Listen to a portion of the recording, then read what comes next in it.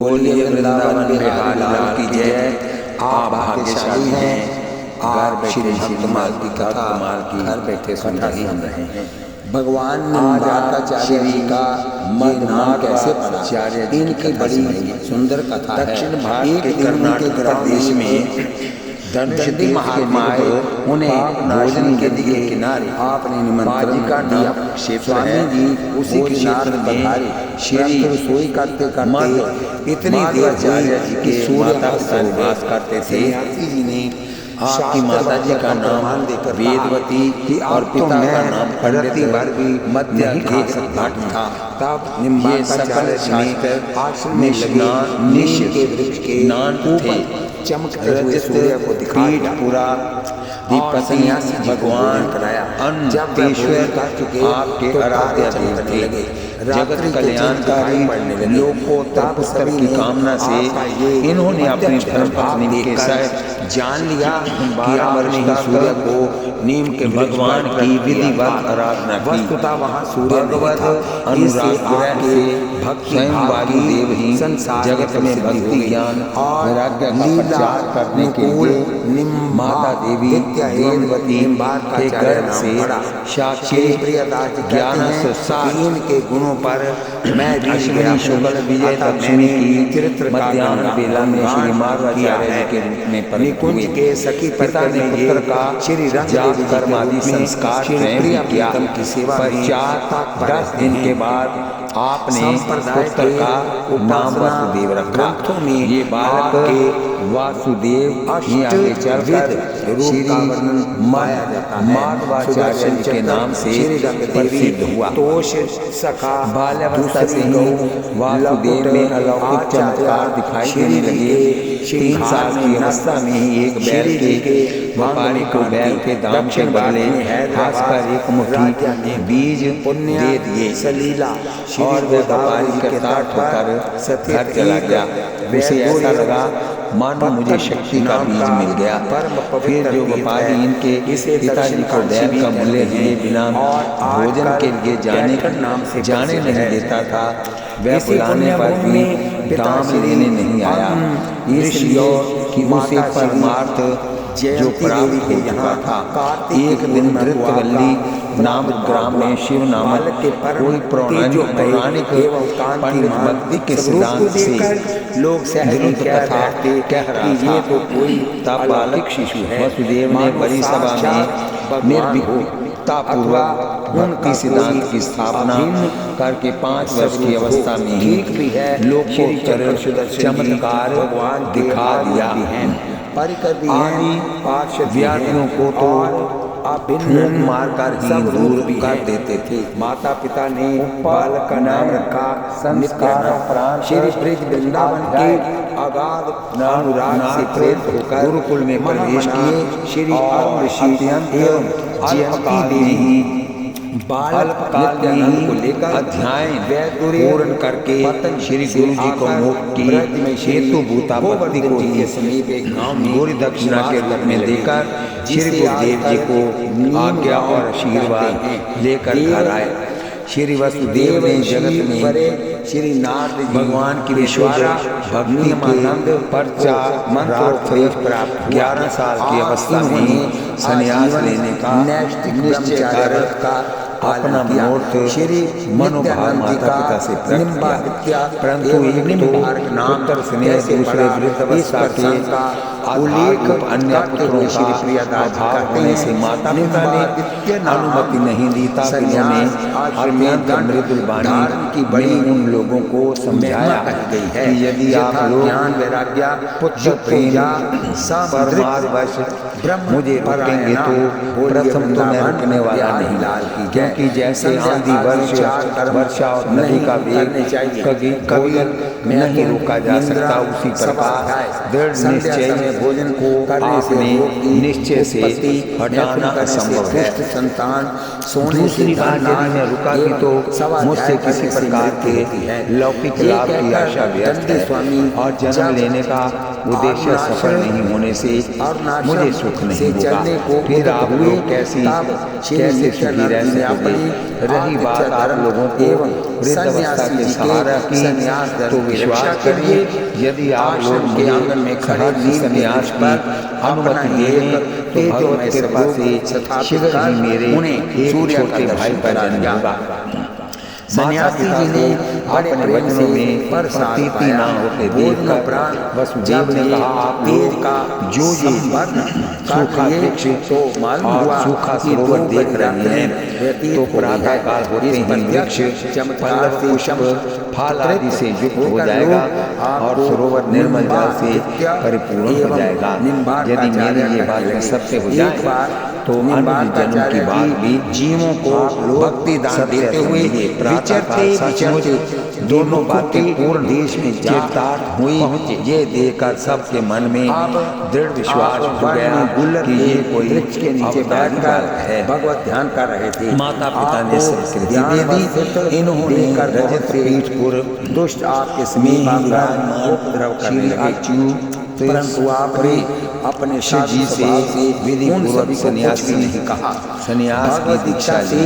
श्री गुरुदेव जी ने एक का नाम रखा पूर्ण प्रज्ञा जी। चरणों पर पूर्ण प्रज्ञा चरणों पर इस व्युत्पत्ति के अनुसार पूर्ण प्रज्ञा सचमुच पूर्ण प्रज्ञा थी। आप अपनी अलौकिक नित्य प्रतिभा से श्री गुरुदेव जी के भी तत्वबोध विषय में ब्रह्म का निवारण करते थे। कृपा करके उसे आप श्री गुरु जी की सेवा में रहने के पश्चात एक दिन उन्होंने श्री गंगा स्नान एवं श्री दिग्विजय करने के लिए जाने की अनुमति मांगी। श्री गुरुदेव जी ऐसे सुयोग्य शिष्य के विरह की बहुत से संभावना से विकल हो गए और श्री अनंतेश्वर भगवान से प्रार्थना की। इनकी प्रार्थना पर प्रसन्न होकर श्री हरि ने कहा, आज से तीसरे दिन सामने वाले मध्य सरोवर में श्री गंगा जी श्री उसमें स्नान कर लेना। तो गंगा स्नान उन्हें भक्ति का उपदेश सचमुच ऐसे ही अनेक प्रज्ञा ने देखा कि तीसरे दिन सागर में डूबे जनों सरोवर का जल धवल हो गया, उसमें तरंगे उठने लगी तथा कमल बिखर गए। गंगा प्रज्ञा की यात्रा वृंदावन सात्विक हो गई। इनके लिए श्री गंगा जी श्री लक्ष्मी सरोवर में प्रगति संप्रदाय का नाम माधवाचार्य जी भी पड़ गया और आगे चलकर यही नाम विशेष प्रसिद्ध हुआ। श्री माधवाचार्य जी दिगंत अपनी सवता सिद्धि कीर्ति को श्रवण कर बहुत से पंडित विद्वान तार्किक मायावादी शास्त्रार्थ करने के लिए आते, परंतु सबको हाथ कर अपना सा मुंह लेकर लौटना पड़ता। कुछ काल तक आश्रम में वास करते देव जी हुए, जिन्होंने श्री मध्य भक्ति का प्रचार प्रसार करने के उपरांत आचार्य ने दिग्विजय की यात्रा का उद्देश्य शास्त्रानुमोदित रीति से श्री सत्तरपों द्वारा मायावाद का खंडन करके भक्ति की प्रतिष्ठा करना था। अनेकों जगह शास्त्रार्थ हुए और सर्वत्र विजय आपकी रही। हाथ कर सभी लोग चरणों में नतमस्तक होकर आपका शिष्यत्व स्वीकार कर लेते। वर्णन आया है कि एक जगह विद्वानों की सभा में आपने एक रे सूत्र की विशिष्ट व्याख्या की, परंतु दूसरे पंडितों ने उसी का दूसरा भावार्थ भी क्या सुनाया। तब श्री माधवाचार्य बोले कि इसमें कोई आश्चर्य नहीं है, क्योंकि वेद के प्रत्येक मंत्रों के 3, महाभारत के प्रत्येक श्लोक के 10 तथा विष्णु सहस्त्र नाम के प्रत्येक नाम के 100 अर्थ होते हैं। विद्वानों की जिज्ञासा पर आपने अपने कथनानुसार व्याख्या करके भी दिखा दिया। पंडित मंडली इसकी दुर्लभ प्रतिभा से बड़ी ही चमत्कृत हुई और वो सर्वज्ञ स्वीकार कर लगता है अपनी चपलता के लिए क्षमा प्रार्थना किए। बद्रिकाश्रम की यात्रा में आपको भगवान नारायण एवं भगवान वेदव्यास जी के दर्शन हुए। उन्हें आपने स्वरचित गीता भाष्य सुनाया और भगवान वेदव्यास से स्वयं भी समस्त वेदों के गूढ़ लक्ष्मी जी आचार्य द्वारा तात्पर्य को श्रवण किया। श्री व्यास जी ने प्रसन्न होकर इन्हें प्रसाद रूप में श्री शालिग्राम भगवान की मूर्ति प्रदान की तथा ब्रह्म सूत्र पर भाष्य एवं और भी शास्त्रों के तात्पर्य निर्णायक ग्रंथों की रचना तथा भक्ति प्रचार द्वारा जीवों के कल्याण के लिए आज्ञा और आशीर्वाद दिया। ये लौटकर पुनः रजत पीठपुर आ गए। यहाँ आकर आपने बहुत से ग्रंथों की रचना की और स्वयं तथा सुयोग्य शिष्यों द्वारा भक्ति का प्रचार किया। विमुख जनों को सन्मार्ग पर लाने के लिए आचार्य पाद ने उपदेश के साथ साथ सिद्धियों के भी बहुत से चमत्कार दिखाए। जैसे उत्तर भारत की यात्रा में जवन राज के कर्मचारियों से विवाद होने पर बिना नाव के ही गंगा पार करना, चोरों से गिर जाने पर पत्थर की मूर्ति बन जाना, गोवा नामक ग्राम में भोजन के बाद भी एक व्यक्ति के द्वारा भेंट किए गए 4000 केलों को खाकर 30 घड़े दूध पी जाना, सूखे वृक्षों को अपनी अपूर्व शक्ति से तत्काल पुष्पित और फलित कर देना, एक वेद विरोधी शुद्ध राजा के वेद मंत्रों की सफलता पर संदेह करने पर उसका भ्रम दूर करने के लिए तुरंत ही एक औषधि के बीज को अपने हाथ में लेकर वेद मंत्रों के प्रभाव से अंकुरित फलित पुष्पित एवं फलित कर देना, 1000 व्यक्तियों द्वारा न उठने वाली पाषाण शिला को एक हाथ में उठाकर तुंगभद्रा नदी के तीर रख देना आदि। आपकी अद्भुत शक्ति को देखकर लोग आप में हनुमान जी एवं भीमसेन जी की भावना को करने लगते थे, हृदय में बहाकर जिसको शास्त्र वचनों पर प्रतीति नहीं होती वह इन प्रत्यक्ष चमत्कारों से निवारण कर प्रभावित होकर भजन परायण हो जाते। एक बार द्वारकापुरी से किसी व्यापारी का जहाज मलाबार को जा रहा था। संजोग की बात वह जहाज तूलुम के समीप डूब गया। उसमें गोपी चंदन से ढकी हुई एक भगवान श्री कृष्ण की चैत्र मास की सुंदर मूर्ति थी। भगवान ने मेष की संक्रांति श्री माधवाचार्य जी को आज्ञा दी, एक तो आपने उस मूर्ति को वहां से निकलवा कर डूबी में उसकी स्थापना की और डूबी में ही इन्होंने 8 और भी मंदिर बनवाकर उसमें श्री सीताराम जी, ये मधुर कवि कालिया दमन विख्यात हुए, कालिया दमन श्री विठल जी आदि 8 मूर्तियां स्थापित की और तभी से वह पुनीत किसी एवं की नहीं मता अनुयायियों का प्रसिद्ध तीर्थ हो गया। अध्यात्म विद्या की प्राप्ति लोग उनका दर्शन करके अपना जीवन सफल बनाते हैं। ऐसे ही एक बार एक धनी का माल से लदा हुआ जहाज डूबने लगा तो सबने आपका स्मरण किया। आश्चर्य कृपा से जहाज डूबने से बच गया तो धनी ने सब धन रत्न लाकर इनके सामने रख दी, परंतु इन्होंने उसमें से एक भी वस्तु नहीं ली, क्योंकि रमा विलास राम अनुरागी तजत वमन जिमी जन बड़भागी। कई बार आपके महान उत्कर्ष को न सह सकने के कारण बहुत से विचारहीन लोगों ने आपका अनिष्ट करना चाहा, परंतु आपकी अचिंत्य शक्ति के सामने दुष्टों के सब उद्योग व्यर्थ हो गए। इतना ही नहीं, ऐसे जीव भी आचार्य के अनुग्रह से भक्ति लाभ करके जीवन जन्म को सफल बना लिए। जिन लोगों ने आपका तिरस्कार किया, किसी ग्रंथ चुरा लिए, वे भी जब पकड़ कर सन्मुख लाए गए तो उनके साथ भी आपने बड़ा प्रेम का व्यवहार किया। एक बार श्री माधवाचार्य जी भक्ति का प्रचार करते हुए बड़े पंजाब देश के नाम में गए। बड़ी निष्ठा में सहस्त्रों शिष्य थे।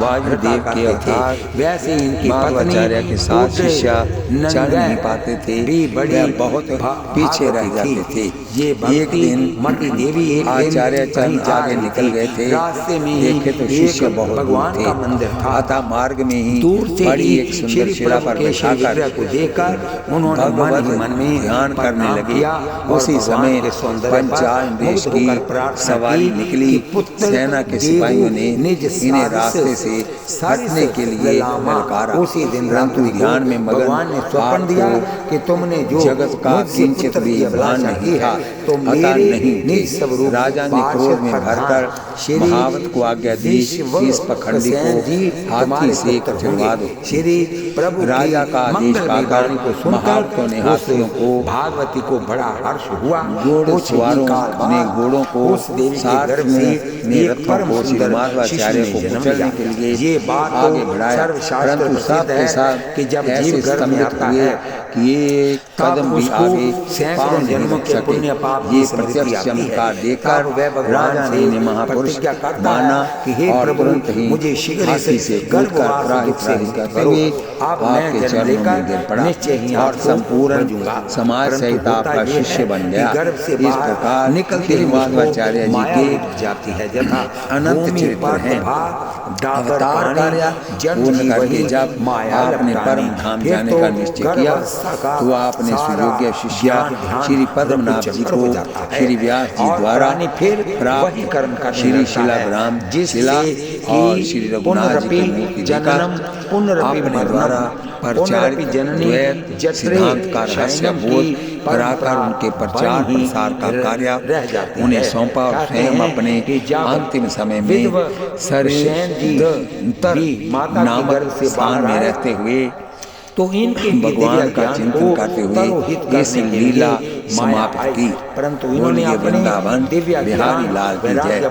पूज्य पाद श्री नाभा जी आपके पुनीत संस्मरण जिससे कि वे डरते हैं कि इनके समस्त परोपकारी इन्होंने क्योंकि शक सम्राट माने जाते हैं। माया पर बोलिए वृंदावन बिहारी लाल की जय। शक बोलिए जुगल सरकार की जय। लगे इनका दूसरा नाम और शिला खंड में पर्वत के शिखरों और गड्ढों में चंदन में और बिलावे में परिपूर्ण में और जल रहित खाली स्थानों में इत्यादि सारे भूमंडल में किया। गंभीर मधुमाती ध्वनि के साथ समान रूप से वर्षा करने वाले इस सार्वभौम बिना चक्रवर्ती में पूजे माता तुम्हारे इस जथा विश्व वोपकारी वर्ती ने वंदना करने लगे एवं अपनी शिशु बोलिए वृंदावन से बिहारी लाल की जय। यहाँ पर सर से तात्पर्य अधिकारी जनों से है जिनका हृदय सरोवर के समान अगाध उपदेश धारण करने की समीप के मंदिर में है और ऊपर से निश्चय के अनुसार अधिकारी जनों का संकेत भगवान के किया गया है जो सर्वदा शुष्क हृदय होते हैं। यहाँ उपदेश ही उनके तने व्यर्थ जाता है। हो बोलिए वृंदावन बिहारी लाल की जय। उसी इमली के ऊसर भूमि बैठकर 16 करते हैं परंतु परमाधार में से भी इनकी साधना से पल्लावित होकर किए बिना नहीं रहता। कृषि विज्ञान को इन्हें कथन है कि ऊसर भूमि में भी यदि हमेशा जल भरा रहे तो वह कुछ दिन में उपजाऊ हो जाती है। उसी प्रकार से निरंतर उपदेश श्रवण करने से अन्य अधिकारी भी अधिकारी हो जाते हैं और निरंतर उपदेश तभी पूर्व में जिन संभव है कवि की चर्चा कर आए जब आचार्य मेधवत तीर्थों का परमोद्धार में पर्यटन आचार्य की विशेषता ये है कि मेघ समय पर बरसता है परंतु आचार्य निरंतर उपदेश अमृत की वर्षा करते रहते हैं। श्री मध्व गोस्वामी तुलसीदास जी ने भी संतों को मेघ कहा है। वेद पुराण उदित दंड साधु के संबंध में भाव ये है कि यद्यपि समुद्र अगाध है अनंत जल का अधिष्ठान है परंतु ये निश्चय किया प्राप्त नहीं कि है। इसका पता प्राप्त लगाना भी चाहिए हो तो उसका वह खारा उस जल देह को पीने लक्ष्य लायक कर नहीं है। श्री यदि अयोध्या कोई से चल पड़े हठात और पिए अविश्रांत तो उपादेय भाव से उपाय दे निरंतर नहीं जल है, कर दे। परंतु इस मेघ सिंधु इमली के में से पास मीठा पहुंच जल गए। निकाल इमली लेते के हैं पौधे के और पास सर्वत्र उसी मीठे जल की जिसके वर्षा का जगत के श्री प्राणियों शक्ति को को तृप्त करते हैं। अखंड इसी समाधि प्रकार लगाकर बैठे वेद थे। पुराण सबको मधुर गम्य कवि ने नहीं है। बहुत संत देर तक सदगुरु प्रतीक्षा द्वारा करने ही के बाद उनका ताली निचोड़ बजाई, ज्ञान जोर भक्ति से रूप आवाज मधुर आई। मनोहर दीवार पर मंगलकारी पत्थर मारा, जिससे बड़े सबको जोर का होता शब्द है। हुआ। बोलिए परंतु वृंदावन तब भी बिहारी समाधि लाल नहीं की जय। टूटी। तब केवल मधुर कवि निष्काम प्रेम साहस लक्षणा भक्ति से उठ के वासना पास सहित गए और सब बोले, पाप महाराज, समूल नष्ट हो मैं जाते आपसे हैं। कुछ जैसे प्रश्न सूर्योदय पूछना से चाहता हूं। कोहरा नष्ट इसकी हो जाता है, प्रश्नोत्कंठा बिना सूर्य के को समाधि कोटि द्वारा उपाय करने पर भी जानकर अपने अंधकार का समाधि समूल खोली। नाश मुनि को संभव है। सचेत वैसे ही सद्गुरु जानकर कृपा मधुर की कवि ने अज्ञान 5 प्रश्न रूपी पूछे। अंधकार का मैं नाश कौन हूँ? एवं ज्ञान का ईश्वर प्रकाश कौन है? ईश्वर असंभव से है। मिलने का क्या बोलिए उपाय है? वृंदावन ईश्वर से बिहारी लाल मिलने की में जय। विरोधी एक बात कौन स्मरण है? रखने की है ईश्वर से कि मिलकर पूर्व हमको क्या फल मिलता वर्णन है? में चारों ये आचार्यों 5 के लिए बातें अलग जीव को अलग जाननी चाहिए। विशेषण दिए गए हैं, उपासना ग्रंथों परंतु में उपर्युक्त इसी सभी अर्थ विशेषण सभी पंचक आचार्यों कहा के गया साथ है। समझना संपूर्ण चाहिए। वेद सभी शास्त्र, ही पुराण, उद्धार इतिहास, सुधा निधि इसी कल्पतरु अर्थ पंचक का बोहित ही वेद एवं समास सूर्य रूप से हैं। वर्णन छंद करते रचना हैं। की दृष्टि से अलग अलग नामों के साथ उनको संबंधी 5 प्रश्नों संयुक्त का कर उत्तर दिया गया है, देने के जहाँ लिए चारों आचार्यों को 4 परोपकारी उपमाओं से उपमित किया गया है। कल्पतरु बोहित बोहित कहते हैं जहाज को, मेघ दक्षिण और के सूर्य, ये समाज चारों ही में प्राणी वेद मात्र का तुल्य समान रूप से ही माना करने वाले जाता हैं। है। ऊंच नीच मधुर योग्य कवि अयोग्य ने का कोई भेदभाव नहीं अपने रखते। गुरु को जैसे ही पहचान सभी लिया आचार्य और जीव मात्र निराज पर ने भी दया करने अपने वाले शिष्य हैं। को बोलिए पा लिया, वृंदावन बिहारी जिसकी लाल इन्हें की जय। बहुत जन्म दिनों कर्ण से का एक प्रतीक्षा अर्थ थी। भावार्थ में दिया गया है, दूसरा भाव है भगवान के दिव्य जन्म अवतार, दिव्य कर्म लीला, भगवत प्राप्ति कराने वाले धर्म भक्ति और इन सबका समय कपूर कराने वाले संप्रदायों की अचल स्थापना की। भगवान के दिव्य जन्म कर्मों का रहस्य जान लेने पर मनुष्य आवागमन से मुक्त होकर भगवत पद को प्राप्त कर लेता है। इसका बड़ा ही सुंदर विवेचन श्री गीता जी में किया गया है। मेरा जन्म प्राकृत मनुष्यों के सदृश नहीं है।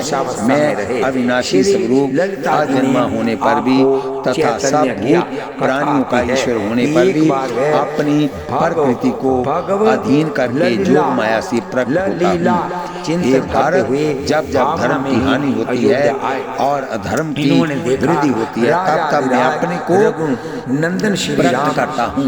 मैं साधु पुरुषों का संरक्षण करने के लिए संग में और दूषित कर्म की सेना फौज की अपार करने वालों का नाश करने के लिए तथा धर्म स्थापन के लिए जुग जुग में प्रकट होता हूँ।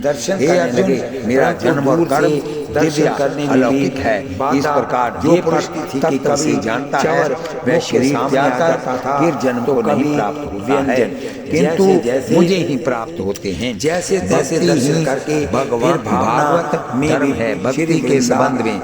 बोलिए वृंदावन बिहारी लाल की जय। जो वैदिक मंत्र भरे किसी उठाव पर कर्षित करके दान करे अर्थात विधि पूर्वक उपदेश करे, उसे संप्रदाय कहते हैं। बोलिए वृंदावन श्याम सुंदर बिहारी लाल की जय। संप्रदाय तो अनादि है, फिर थापी के नेत्र क्यों कहा समाधान कमल काल के कराल चक्कर से सभी संप्रदाय बोली प्यारे नष्ट प्राय मुझसे उठ चले थे। वैदिक सिद्धांत तमसा की प्रार्थना सुनकर भगवान श्याम सुंदर इस आचार्यों ने टोकरी बनवाने लगे हैं। उपदेशों संयोग के बाद गोपी ग्रंथों द्वारा लंबे देश के कोने कोने में और श्याम सुंदर के अभी सिद्धांतों को पहुंचाकर जानमाल से छोटे बाल विमुक्ता बहिर्मुखता को भी बहिष्कृत कर भक्ति भावना का प्रचार प्रसार होने से संप्रदायों को नव जीवन देकर में से उनकी पुनः सुदृढ़ श्री श्याम की और ऐसी स्थापना की श्री कभी शिथिल न हो। बोलिए वृंदावन बिहारी लाल की जय। ऐसे ही आपके अनेक बोलिए लाल की जय। बोलिए जुगल सरकार की जय। 35 इस वर्ष की कथा को अवस्था में हम यहीं पर विश्राम देते हैं। आगे लोक कल कथा होगी निम्बारकाचार्य जी की कथा सुनते हुए विग्रह को आप हाथ की माला लीजिए, पद को जीवा से नाम जपिए, कानों से कथा सुनिए, आंखों से भगवान का दर्शन देव जी और एक पंथ चार बार हो गए। कथा सुनते हुए जय। मेरी आपसे प्रार्थना है कि आपको एक बुद्धि नहीं लगेगा कि इसको सब्सक्राइब लाइक शेयर कीजिए। सब्सक्राइब एक बार ही होता है, शेयर और लाइक आप हर रोज कर सकते हैं। शेयर की हुई कथा जहाँ तक जाएगी जो लोग सुनेंगे पढ़ा लिखा उनका समझा कर हार गए, अंत में उन्हें विद्यालय से बहिष्कृत कर दिया गया। ये अत्यंत दुखी मन से लक्ष्यहीन कहीं जा रहे थे। चलते चलते थक जाने से एक कुएं पर बैठकर विश्राम कर रहे थे। उसी समय कुछ माताएं जल भरने आई। इन्होंने देखा तिनकों की रस्सी से रगड़ खाते खाते पत्थर की पटिया में 2-2 उंगल गहरे निशान बन गए हैं। इससे इनको बड़ी प्रेरणा मिली। इन्होंने विचार किया क्या हमारा मस्तिष्क पाषाण से भी अधिक ठोस है? अर्थात नहीं। फिर हम भी क्यों ना अभ्यास करें, अवश्य ही सफलता मिलेगी। ये पुनः विद्यालय को लौट आए और बड़े ही मनोयोग पूर्वक स्मरण करने में जुट गए। परिणाम ये हुआ कि आगे चलकर इनकी मेधा ऐसी परखर हुई कि जिस भी ग्रंथ को हाथ में लेते उसे ही रट डालते। तभी से ये दोहा प्रसिद्ध है, कर्त कर्त अभ्यास के जड़मती हो तो सुजान, रसरी आवत जागते सिल पर बनत निशान। 18,000 श्लोकों का श्रीमद् भागवत पुराण इनको संपूर्ण कंठस्थ था। श्री नाभाजी महाराज कहते हैं कि वोपदेव नवनीता बात ये हुई कि मुसलमानों ने हिंदुओं के धर्म ग्रंथों को खोज कर जला दिया। कहते हैं कि कश्मीर के पुस्तकालय में 6 महीने तक आग बुझी ही नहीं। मुसलमान सिपाही पुस्तकों को जलाकर रसोई बनाते थे।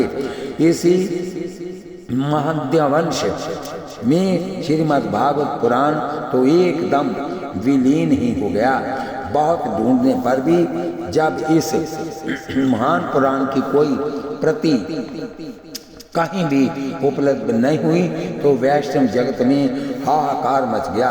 परंतु वोपदेव जी को समग्र ग्रंथ अदोपानत याद था। अतः वैष्णव के अनुरोध पर ये इस महापुराण को पुनः लिपिबद्ध करके प्रकाश में लाए। श्री वोपदेव जी के इस उपकार के लिए हम सब वैष्णव ऋणी हैं।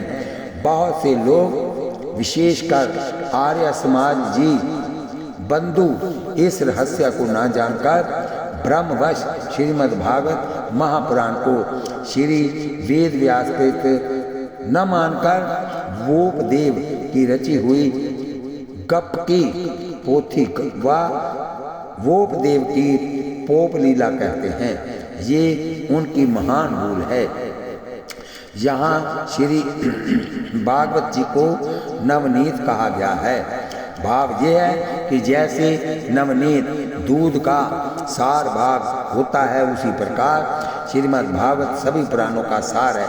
यथा साधन साध्या 17 पुराण फल रूपी श्री भागवत। बोलिए वृंदावन बिहारी लाल की जय। श्री नाथ मुनि जी आगे कथा सुनिए। श्री नाथ मुनि जी ये स्वामी जमुनाचार्य जी के पितामह थे। दक्षिण भारत के प्रसिद्ध नगर मथुरा में निवास करते थे। इनका भगवान में दृढ़ विश्वास था। सभी वेद शास्त्र पुराण आदि के परकांड विद्वान थे। ये बड़े ही सिद्ध एवं जीवन मुक्त थे। ये बात सारा संसार जानता है। आगे श्री पुंडरीकाक्ष जी ये महापूर्ण स्वामी के पुत्र थे और श्री स्वामी रामानुजाचार्य जी के शिष्य थे। आगे चलिए श्री राम मिश्र जी ये श्री नाथ मुनि के शिष्य थे। ये बड़े ही विद्वान एवं सदाचारी थे। विद्वान शब्द का एक पर्याय दोषज्ञ भी होता है, परंतु इस दोषज्ञ शब्द का तात्पर्य अपने दोषों को देखना, अपने दोषों को जानना एवं जानकर उसे दूर करना होता है। श्री राम मिश्र जी को अपने में कोई दोष दिखते नहीं थे। ये अपनी दोषज्ञता का प्रयोग दूसरे के दोषों को देखने में करते। किसी के किंचित मात्र भी दोष को देखकर या सुनकर उसे डांटना, फटकारना, बड़ी सभा में बदनामी करना इनका व्यसन बन गया था। इनका दुष्परिणाम ये हुआ कि लाख साधन करने पर भी इनके मन को शांति नहीं मिलती। अपने मन की इस उलझन को मिटाने के लिए ये जहाँ कहीं भी किसी विद्वान सिद्ध साधक का नाम सुनते वहीं जाते और जो कुछ साधन बताता वही बड़े मनोयोग से करते भी, परंतु अशांति मिटने की बजाय बढ़ती ही गई। एक दिन श्री राम मिश्र जी महात्मा पुंडरीकाक्ष जी की सेवा में गए। बोले, भगवान मेरे मन में स्थिरता नहीं है। इसका कारण मैंने ये निश्चय किया है कि मेरी निज धर्म में दृढ़ता नहीं है। इसलिए आप कृपा पूर्वक बताएं कि धर्म में दृढ़ता किस प्रकार होती है। श्री पुंडरीकाक्ष जी ने कहा, जिस उपाय से दृढ़ता प्राप्त होती है उसे आप कर नहीं सकते हैं, इसलिए उसका बताना व्यर्थ ही है। श्री मिश्र जी ने कहा, आप उसे बताएं, मैं अवश्य करूँगा। जिस किसी ने जो भी उपाय मुझे बताया है उसे मैंने अवश्य किया है। आप निसंकोच कहें, इसके लिए मैं सब त्याग करने को भी तैयार हूँ। मिश्र जी के बहुत अनुनय विनय करने पर श्री पुंडरीकाक्ष जी ने उन्हें 6 महीने पीछे बताने को कहा। जब निश्चित समय पर ये फिर आए तो आचार्य ने कहा, दूसरे के दोषों को छिपाने एवं अपने दोषों को प्रकट करने से जब मानसिक दुर्बलताएं दूर होती हैं तब निज धर्म में दृढ़ता होती है। श्री राम मिश्र की आँख खुली। आज उनको ज्ञान हुआ कि मैं गंतव्य दिशा के ठीक विपरीत चल रहा था। फिर भला लक्ष्य तक कैसे पहुंचता। उसी दिन से श्री राम मिश्र का जीवन ही एकदम बदल गया। सब में गुण देखते, सबके प्रति सद्भाव एवं सहानुभूति करते, सब में उनको व्यापक परमात्मा का दर्शन होने लगा।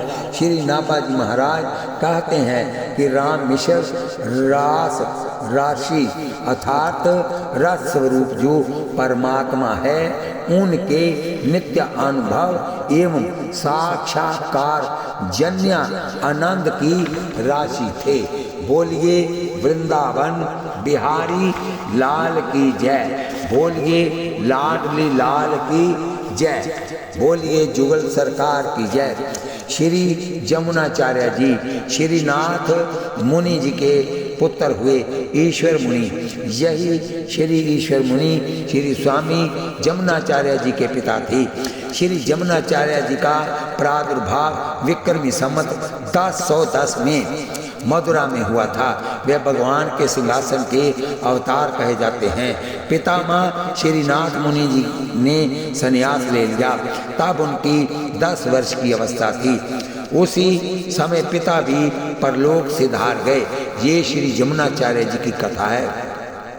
अतः इनका पालन पोषण विद्या ध्यान आदि दादी और माता की देख रेख में हुआ। श्री जमुना मुनि की अद्भुत अलौकिक प्रतिभा थी। मधुर मिलनसार एवं स्नेहिल स्वभाव था। शील और सदाचार के तो मानो मूर्तिमान स्वरूप ही थे। विद्या और विनय का अद्भुत मणि कांच योग था। उन दिनों राजा पांडे के जहाँ एक कोलाहल नाम के महापंडित रहते थे। उनकी विद्वता पर मुग्ध होकर राजा पांडे उनका बड़ा सम्मान करते थे। राज सम्मान प्राप्त पंडित कोलाहल का शास्त्रार्थ करके पंडितों को पराजित करके उनका अपमान करना व्यसन बन गया था। राजा को भी शास्त्रार्थ सुनने का चस्का लग गया था। इधर श्री जमुना मुनि की प्रतिभा की ख्याति और सर्वत्र फैल चुकी थी। जब पांडे नरेश को इनकी प्रसिद्धि का पता चला तो वह इन्हें शास्त्रार्थ के लिए आमंत्रित किए और सभी कृति मिलने पर इन्हें आदरपूर्वक लाने के लिए पालकी भेजी। श्री जमुनाचार्य जी आए। जिस समय ये पालकी में बैठे आ रहे थे उस समय राजा रानी अपने महल से इन्हें देखे। पालकी में प्रकाश छा रहा था। श्री आचार्य पाद के अलौकिक तेज को देखकर रानी ने कहा, महाराज हमें तो ऐसा लगता है कि ये नए पंडित आपके राज पंडित को हरा देंगे। राजा ने रानी के कथन का प्रतिवाद किया, अपने पंडित का समर्थन किया। रानी ने दृढ़ता के स्वर में कहा कि नहीं, मुझे तो इनके तेज को देखकर ऐसा ही निश्चय हो रहा है कि ये अवश्य जीतेंगे। राजा ने अपनी बात पर जोर दिया। फिर तो दोनों में बाजी लग गई। यदि जीत गए तो नहीं जीते तो रानी ने कहा कि यदि हमारी बात सत्य हुई तो आपको इन्हें आधा राज्य देना पड़ेगा, और यदि आपकी बात सत्य हुई तो मैं आपकी रानी ना रहकर दासी बनकर सेवा करूंगी। बात तय हो गई। नगर भर में शास्त्रार्थ की घोषणा हो गई। राजा का दरबार लगा। दोनों पंडित आमने सामने आसन पर विराजमान हुए। शास्त्रार्थ के प्रारंभ में ही कोलाहल पंडित ने अत्यंत अभिमान में भरकर श्री जमुना मुनि से कहा कि तुम जो कुछ भी कहोगे मैं उसका खंडन कर दूंगा। श्री जमुनाचार्य जी ने 3 बातें कही। तुम्हारी बाता का वर्णंद्या है। जिसकी एक ही संतान होकर फिर कोई संतान न हो उसे काक बंद्या कहते हैं। राजा पांड्य बड़े ही नीति निपुण एवं धर्मज्ञ हैं। रानी की बड़ी पवित्रता है, साधु स्वभाव वाली है। श्री जमुनाचार्य जी ने कहा, यदि तुम इन 3 बातों का खंडन कर दो तो मैं तुम्हारा शिष्य बन जाऊंगा। कोलाहल पंडित का मुंह सूख गया, एकदम श्रीहीन हो गए, क्योंकि तीनों बातें ही अकाट्य थी। कोलाहल अपनी माँ की एक ही संतान था। उनकी माँ को कोई और संतान नहीं हुई ही नहीं, अतः ये सचमुच काक बांध्या थी। राजा रानी वास्तव में उपरयुक्त गुणों से युक्त थे, और यदि ना भी हो तो कोलाहल का इतना साहस नहीं कि वह उन्हें दूषित सिद्ध कर सकें, अतः वह हार कर मौन हो गए। विजय श्री जमुना मुनि की हुई। बात रानी की सत्य निकली। राजा ने श्री जमुनाचार्य जी को आधा राज्य दे दिया। रानी ने श्री आचार्य पाद को आलवंदार कहा, जिसका तमिल भाषा में अर्थ विजयी होता है। आगे चलकर ये आलवंदार ही कहे जाने लगे, और इनके द्वारा रचा हुआ स्तोत्र रत्न भी आलवंदार स्तोत्र के नाम से प्रसिद्ध हुआ। राजा के अत्यंत प्रीति भाजन आदि राज्य के स्वामी महाविद्वान श्री जमुना मुनि ने एक राजा की तरह राज्य कार्य करते हुए राज्य सुख भोगों में जीवन के 35 साल व्यतीत किए। जब इनके पितामह श्री नाथ मुनि का देहावसान होने लगा तो वे अपने ज्येष्ठ शिष्य श्री राम मिश्र से बोले कि राम, कहीं ऐसा न हो कि जामुन राज्य कार्य में ही अपना व्यस्त अमूल्य समय बिता दें। तुम इस बात का ध्यान रखना, जब मुनिनाथ का देहावसान हो गया तो श्री राम मिश्र श्री जामुन मुनि को उनकी संपत्ति का अधिकार सौंपने को ले जा रहे थे। मार्ग में श्री रंगनाथ भगवान का मंदिर पड़ता था। दोनों ही भगवान का दर्शन करने गए। दर्शन करते ही श्री जामुन मुनि के हृदय में साहस भक्ति का प्रभाव उमड़ पड़ा। एक क्षण में मायक सुख भोग वासना का विनाश हो गया। तीव्र तव वैराग्य का उदय हो गया।